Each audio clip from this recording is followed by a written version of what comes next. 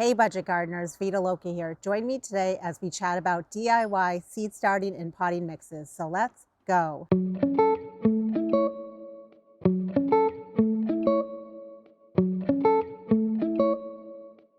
I've been wanting to chat with you for a long time about this topic, and I figured while I'm chatting, I might as well be doing a little bit of work. In case you're wondering what I'm doing, I'm just going to be emptying out some hanging baskets. I say this a lot in my videos.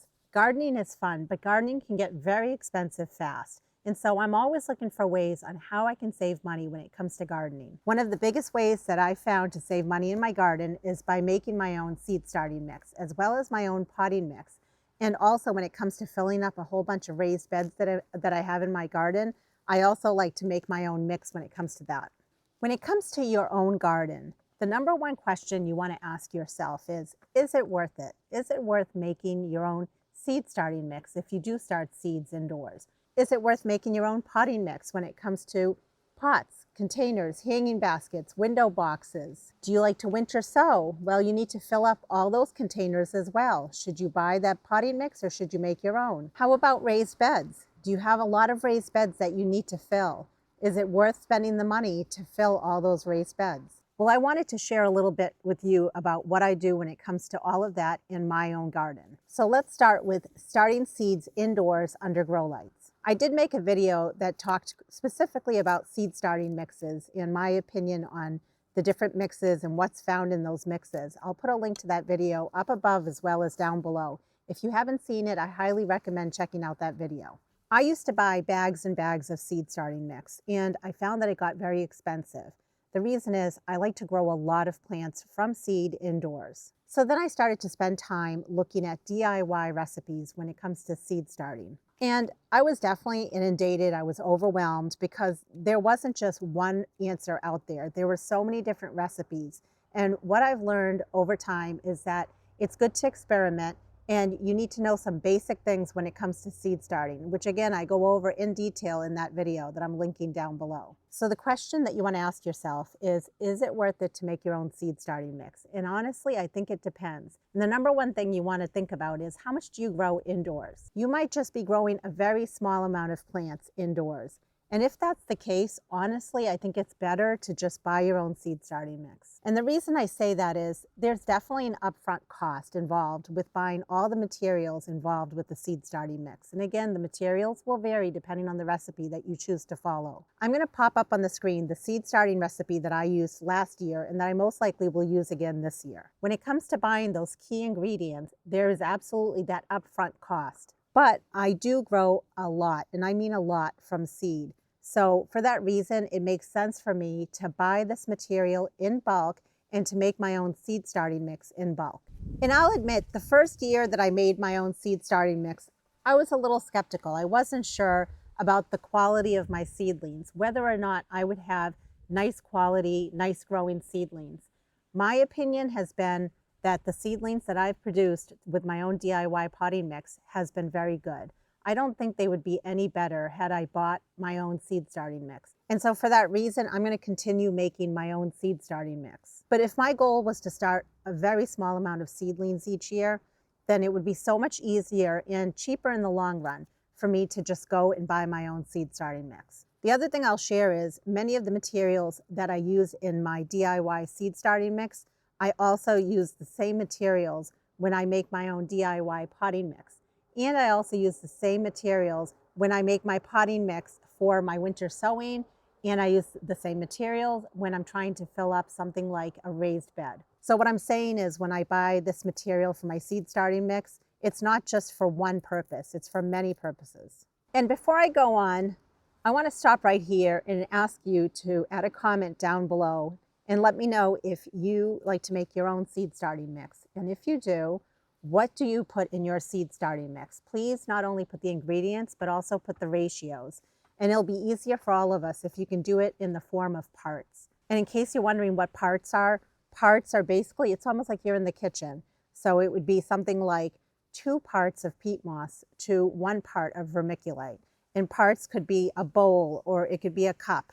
And it's basically ratios. So in conclusion, does it make sense for me to make my own seed starting mix? Yes. Why? Because I like to grow a ton of plants from seed. And do I feel that the quality of the seed starting mix is good?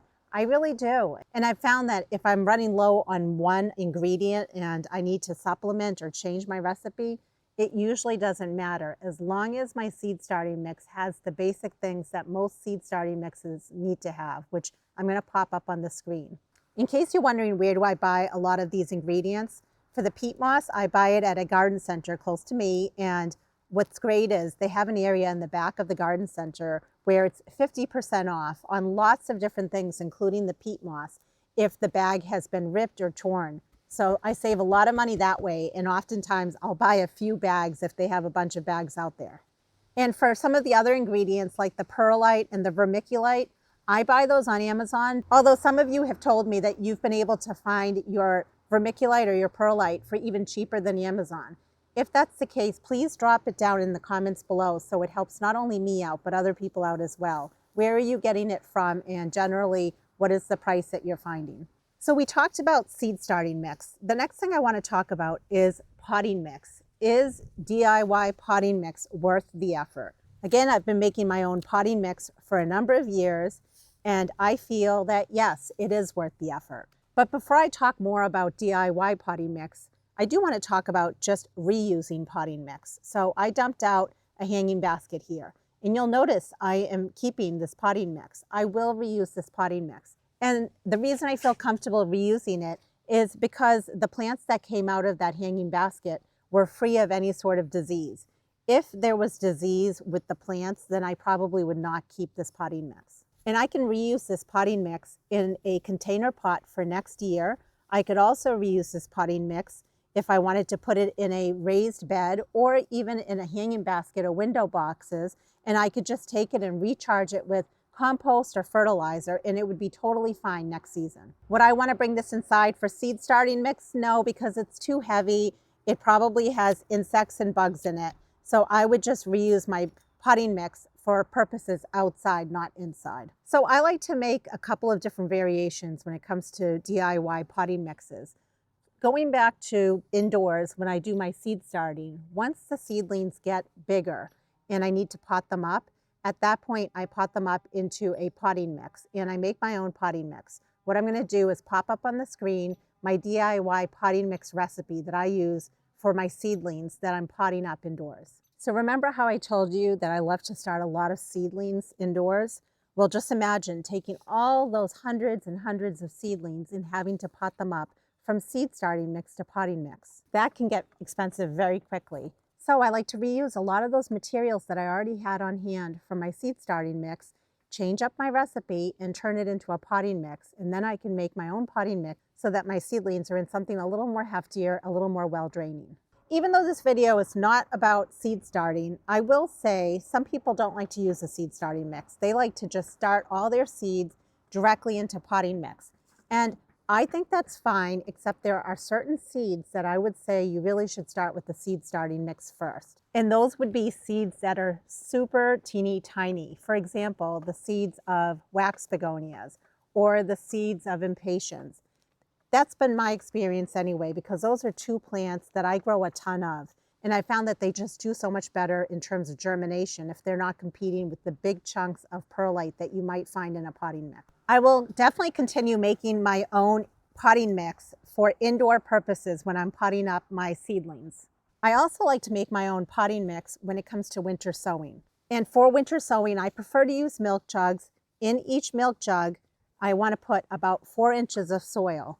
Some years I have 50, 60, or 70 winter sowing milk jugs that I'm planting up. So you can imagine that's a lot of potting mix. Now, again, if you're just going to do 1 or 2 milk jugs for potting mix, then it probably does not make sense to make your own potting mix. It probably makes sense to just buy your own potting mix for winter sowing. And all of this that I'm saying comes back to how much are you growing? How much are you starting from seed?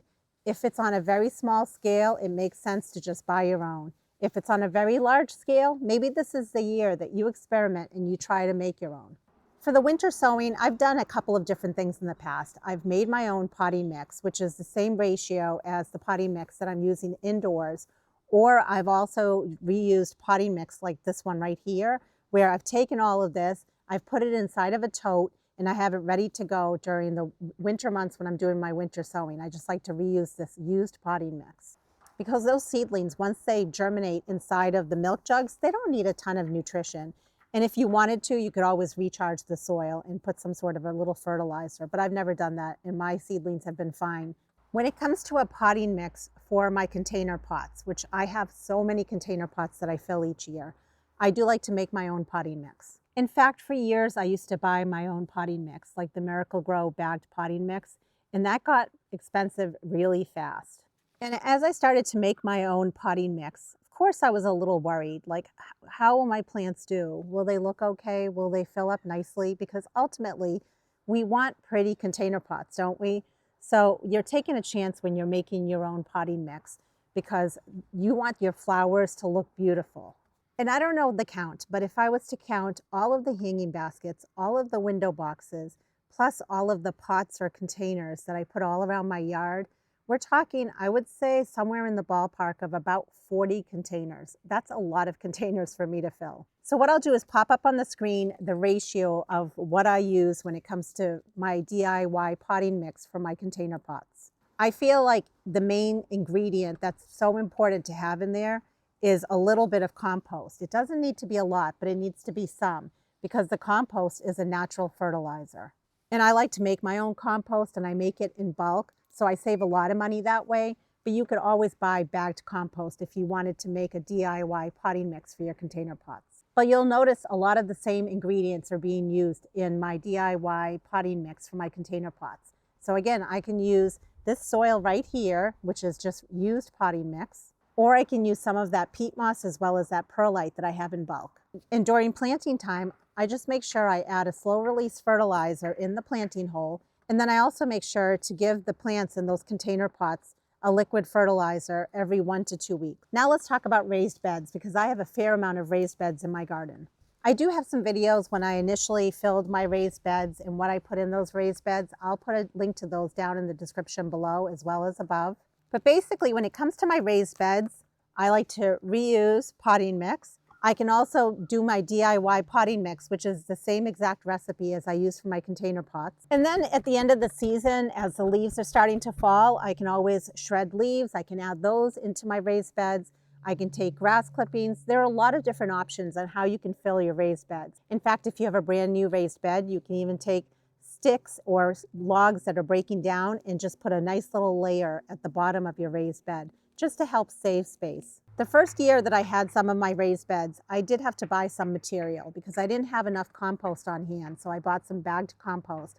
And I also bought some raised bed mix, which I bought on sale from a big box store. So you can definitely buy things like that at the end of the season when things are getting marked down. So to wrap this up, does it make sense to make your own DIY seed starting or potting mix, or even raised bed mix? It comes down to how much are you trying to fill?